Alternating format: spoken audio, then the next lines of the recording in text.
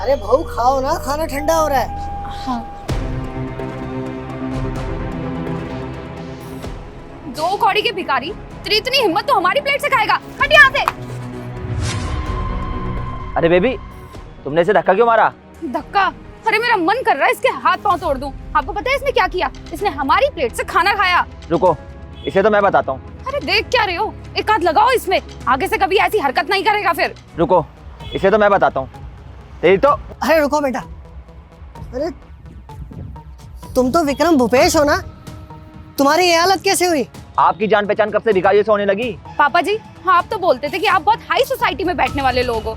ये क्या, ये भिखारी, इसको कैसे जानते हो आप? अरे बेटा ये कोई भिखारी नहीं है, ये करोड़पति है।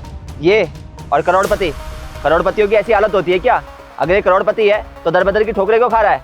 चाहे कितने भी बुरे दिन क्यों ना आ जाए, लेकिन एक करोड़पति की ऐसी हालत नहीं हो सकती। होता है साहब, जो अपने ही अपनों को धोखा दे देते हैं ना, एक करोड़पति भी भिखारी हो जाता है। Sir please sir please. अरे क्यों रोज रोज आ जाते हो? सर प्लीज सर, एक बार मुझे नौकरी देके देखिए सर, मैं आपको शिकायत का मौका नहीं दूंगा सर। मुझे इस नौकरी की बहुत ज़्यादा ज़रूरत है सर। अरे तुम तो ऐसे कर रहे हो जैसे तुम्हारे घर में कोई और कमाने वाला नहीं है। हाँ सर, नहीं है मेरे घर में मेरे अलावा कोई कमाने वाला, तभी मैं आपसे इस जॉब के लिए इतनी रिक्वेस्ट कर रहा हूँ सर। आप प्लीज़ मुझे ये नौकरी दे दीजिए, मेरे घर की हालात ठीक नहीं है सर, प्लीज़ आप मेरी मजबूरी समझिए सर। चलो ठीक है, तुम कल से आ सकते हो, लेकिन अगर काम ढंग से नहीं किया ना तो नौकरी से निकाल दूंगा। Thank you so much sir. Okay. Good morning sir. Good morning. Sir आपने मुझे बुलाया? तुम बहुत अच्छा काम कर रहे हो, तुम मन लगा के काम कर रहे हो, हर कोई तुम्हारी तारीफ कर रहा है। Good. Thank you sir, thank you so much. देखो, मेहनत करने वाले की मैं कदर करता हूँ, इसलिए तुम्हें लेके मैंने एक बहुत बड़ा फैसला लिया। सर आप यकीन मानिए, आपने मुझ पे भरोसा किया है तो मैं आपका भरोसा तोड़ूंगा नहीं, और मैं कोशिश करूंगा कि इस कंपनी को जहां तक हो सके मैं आगे ले जाऊं। मैंने सोच लिया कि तुम्हें इस कंपनी का मैनेजर बनाऊंगा, और ये पोजीशन तुम डिजर्व भी करते हो। Thank you sir, thank you so much कि आपने मुझे इस काबिल समझा। थैंक यू मत बोलो, तुमने इसे पाया है वो भी अपनी मेहनत से। दिन रात मेहनत करो, तरक्की करो, और मेरी उम्मीदों पे खरे उतरो। सर आप बिल्कुल टेंशन मत लीजिए, आप मुझे जो भी जिम्मेदारी देंगे मैं उसको पूरी ईमानदारी से निभाऊंगा, ताकि हमारी कंपनी और ज़्यादा ग्रो कर सके। बस यही उम्मीद है तुमसे कि मन लगा के काम करो और आगे बढ़ो। जी सर, बिल्कुल। सर का फोन। Yes sir. हेलो। हाँ मयंक, मैं 6 महीने के लिए कनाडा जा रहा हूँ, तो मैं सोच रहा था कि कंपनी को तुम संभालो, और पावर ऑफ अटर्नी मैंने तुम्हारे नाम कर दी है, और अपना ध्यान रखना, और कंपनी का भी। जी सर, आप बिल्कुल टेंशन मत लीजिए, मैं पूरी कंपनी संभाल लूँगा। हाँ, मुझे तुमसे उम्मीद है, और तुम मेरी उम्मीद पे खरे उतरोगे। Okay sir, okay. Okay. Yes, आखिर में वही हुआ जो मैं चाहता था। अब मुझे इस कंपनी का मालिक बनने से कोई नहीं रोक सकता।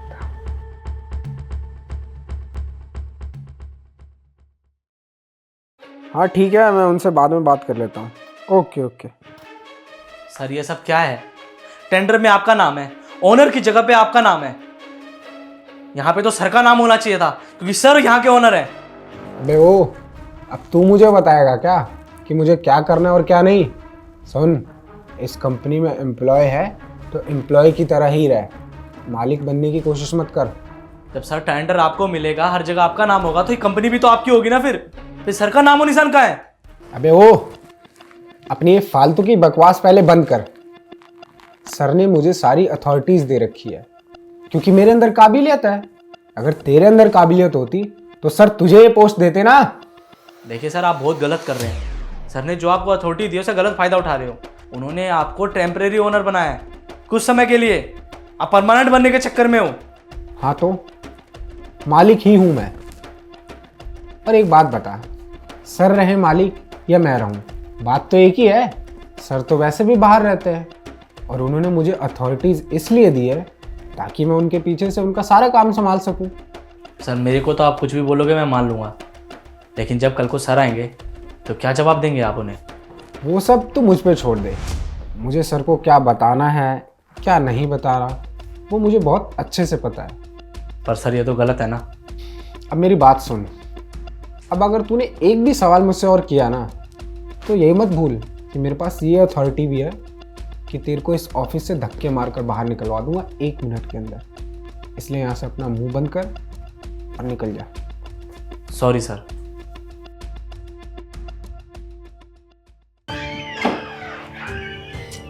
धोखेबाज, गद्दार, तुझ पे सबसे ज्यादा भरोसा किया मैंने और तूने मुझे धोखा दिया। अरे सर, आप इतने सीनियर पर्सन हैं, मुझे आपसे ये उम्मीद तो नहीं थी कि आप ये बच्चों वाली हरकतें करेंगे। आपको तो पता ही होगा कि इस कंपनी का मालिक अब मैं हूँ और एक रेपुटेटेड कंपनी के मालिक की गरिमाण पर हाथ डालने का नतीजा आपको बहुत अच्छे से पता होगा। अगर मैं चाहूँ तो इस चीज़ के लिए मैं आपको हवालात की हवा बड़े आराम से खिला सकता हूँ। तो फिलहाल मेरी कॉलर से आप अपना हाथ हटा लीजिए और अपने गुस्से को थोड़ा ठंडा रखिए। अरे तूने बताया कि तेरे घर में दिक्कत है, तेरे घर में परेशानी है और यही सोच के मैंने तुझे नौकरी दी और तूने मुझे ही लूट लिया। अरे आखिर मैंने क्या गलती कर दी थी और तेरे साथ क्या बुरा किया तो तूने मुझे ये सजा दी?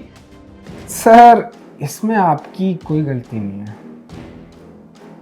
असल में आपने मुझ जैसे कमीने इंसान पर भरोसा करके ये सबसे बड़ी गलती कर दी। और एक बात बताऊं सर, आपने शायद सुनी होगी, धोखे की एक खासियत है, देने वाला अक्सर अपना ही होता है। और आपकी ज़िंदगी में वो शख्स मैं हूँ। अब क्या कर सकते हैं सर, होनी को भला कौन टाल सका है। अब जो हो गया वो हो गया। अब अपनी आगे की ज़िंदगी आप भिखारियों की तरह गुजारिए, क्योंकि मुझे तो आपने राजा बना ही दिया है। ठीक नहीं किया तूने मेरे साथ। सर, आप इस गलती से एक सीख ज़रूर लीजिएगा कि किसी पर भी भरोसा मत कीजिएगा।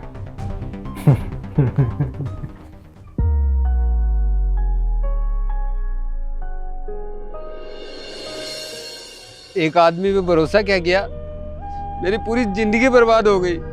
इंसानियत से भरोसा उठ गया मेरा। अगर ये भूख नहीं होती ना तो मैं किसी के सामने नहीं आता।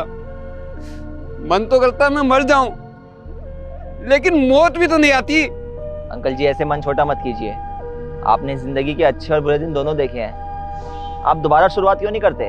अरे किसके लिए करूंगा मैं, किसके लिए? फिर कोई आएगा, फिर मुझे लूट के ले जाएगा। अरे सर, सब ठीक हो जाएगा, आप ऐसे मन छोटा मत करिए। कुछ ठीक नहीं होगा और कृपया करके मुझे ज्ञान मत दीजिए। अगर कर सकते हो ना तो मुझे भूख लगी है, कुछ खाना खिला दो।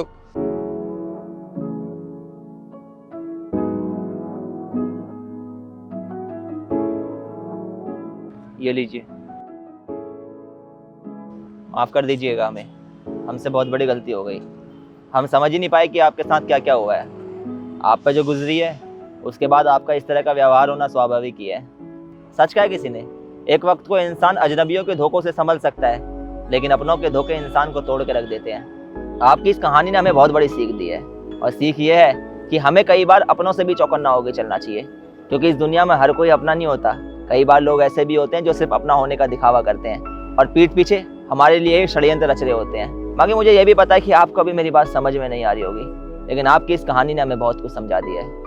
हो सके तो अपने आप को बदलने की कोशिश कीजिएगा, क्योंकि आपने ज़िंदगी में एक टाइम पे बहुत बड़ा मुकाम हासिल किया है। और वैसे भी बुराई चाहे कितनी भी अच्छी क्यों ना लगे, लेकिन अच्छाई से अच्छी नहीं हो सकती। इसलिए अपनी अच्छाई पे विश्वास रखिए और एक नई शुरुआत कीजिए।